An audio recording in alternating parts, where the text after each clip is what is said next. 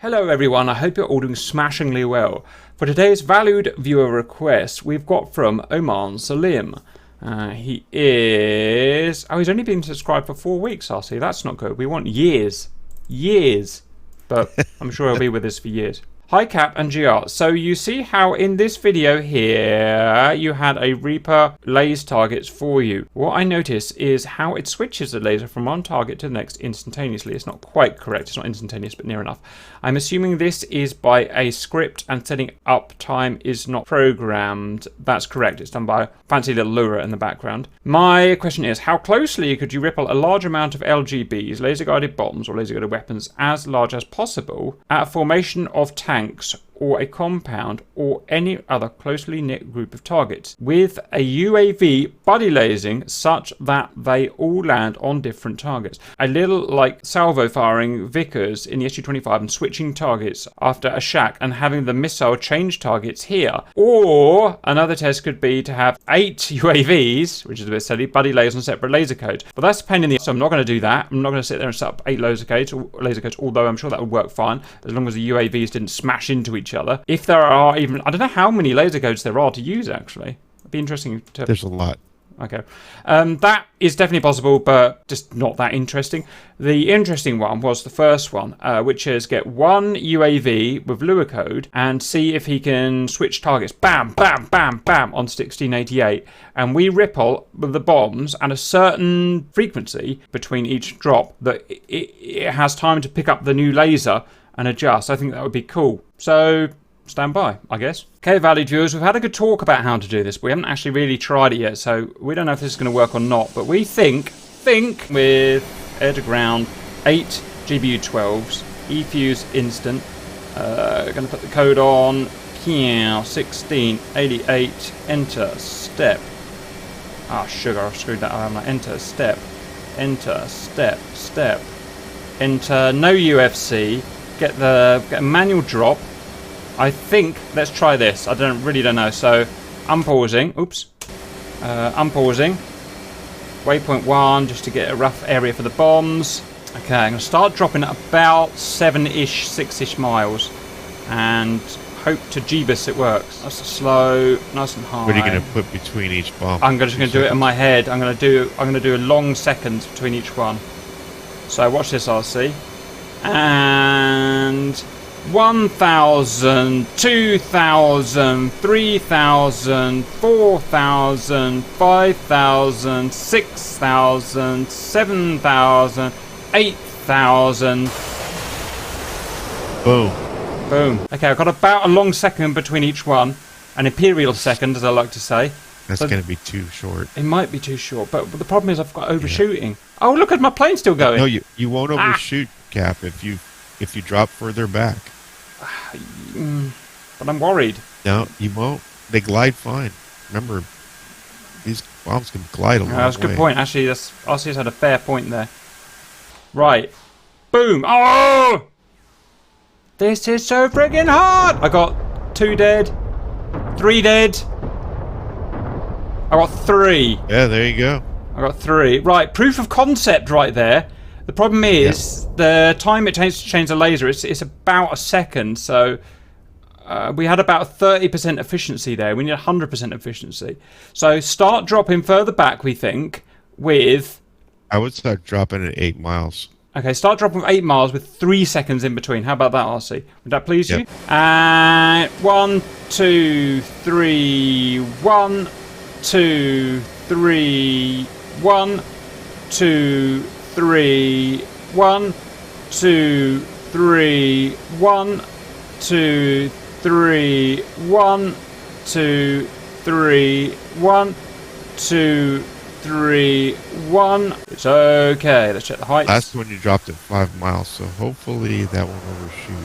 Right, so we'll see if we can get 100% efficiency. I reckon we're going to get about 60% efficiency. You see, they glide a ways, so I mean, you could probably drop them at 10 and they might make it. Yeah, maybe you're right. I think it's over... so undershooting shouldn't be a problem. Overshooting could be the potential problem, right? So how much would you never ever do this in a real battle? It's the stupidest thing we've done. We've done some pretty stupid stuff, honestly.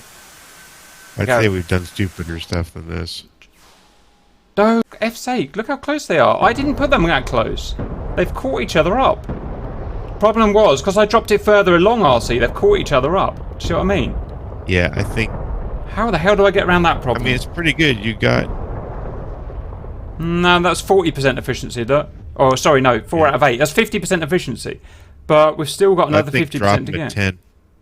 I've got the stream telling me to do stuff. We'll do RC's one, and then we'll start taking things from the stream. Stand by. Maybe drop. 4 seconds. 1, 2, 3, 4. Drop. 1, 2, 3, 4. Drop. 1, 2, 3, 4. Drop. 1, 2, 3, 4. Drop. 1, 2, 3, 4. Drop. 1, 2, 3, 4. Drop. 1, 2, 3, 4. Drop. That's 4 seconds in between each one, from 10.5 miles to basically nail on 5 miles. Skip to the next one rather than the end one. That's so stupid. Yeah, it's random. Skipping to the end one's a real problem. No, why? That's not in 4 seconds. Why is that, RC? They're catching each other up. Yeah, I don't know why that's happening. I think... There's some ballistic weird thing where, because I'm moving through the sky, that has shorter distance to go. Because that's shorter distance to go, it catches itself up. You'd need some kind of weird quadratic function to do the timing. I can understand the problem in my brain. Kind of, if you draw a kind of side view, you can see what's happening here. But you'd need different timings. But this is the kind of function that's calculated in the Hornet's ripple function. But the ripple function only goes up to a few hundred feet, so it's no use to us. Really doesn't help that he has to kind of laze that guy over there as well. Oh, I got an idea. Well, then you want to do what we're doing. I'll be a pain in the weapon anyway, to be honest. Why is that not effing working? Yeah, there's always a cloud in the way, or you mask yourself. When you actually go to do this in a real mission with real parameters on, you can see why they use JDAMs. That's why they do weather reporting before they send out you do weather reporting. Okay, valued viewers. That's how you got to talk to him, valued viewers. Otherwise, he'll get away with murder. Okay, and drop. 2, 3, 4, 5, 6. Drop. 2, 3, 4, 5, 6. Drop. Go. Oh, look how far it's gliding, and it's gone far. Look, it's gone lateral. Look, this might work. Oh, and valued viewers have changed the shape as well, so the JTAC doesn't be a complete swear word and just choose the one like 5 miles away. I think this is it. Now, you know me, I'm not one to get excited about anything. Wow, a river! But... yeah, you never get excited. But this has got me on tenterhooks, as James Bond would say. And that's the best James Bond, by which I mean Roger Moore. The British don't get excited. Correct. 1!